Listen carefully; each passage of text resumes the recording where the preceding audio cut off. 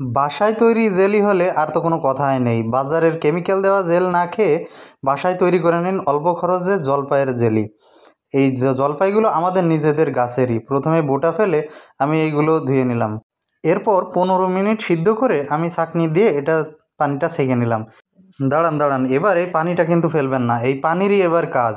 এই পানিটা এবার আমি জাল করে নেব চিনি দিয়ে। চিনি দিয়ে সুন্দর করে জাল করে নিয়ে এটাই হবে আপনাদের জেলি। চিনি আর স্বাদ মতো লবণ দিয়ে এটা আমি জাল করে নেব। আর কেটে নিয়েছি কিছু টুকরা লেবু। এই লেবুটা দিলে এর ঘ্রাণটা এত সুন্দর হবে যা কল্পনাও করা যায় না।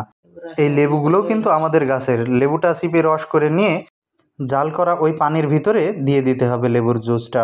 এই যে আমি আস্তে আস্তে দিয়ে দিচ্ছি, এটা জমতে সাহায্য করবে এবং এর ফ্লেভারটা অনেক বৃদ্ধি করবে।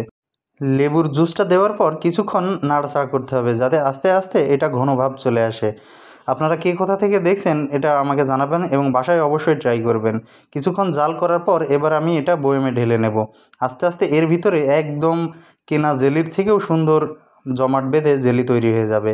এটা আপনারা বাসায় ব্রেড, রুটি, টোস্ট ইত্যাদির সাথে খেতে পারবেন। আর বাচ্চাদের জন্য এটা খুবই স্বাস্থ্যসম্মত এবং খুবই মজাদার।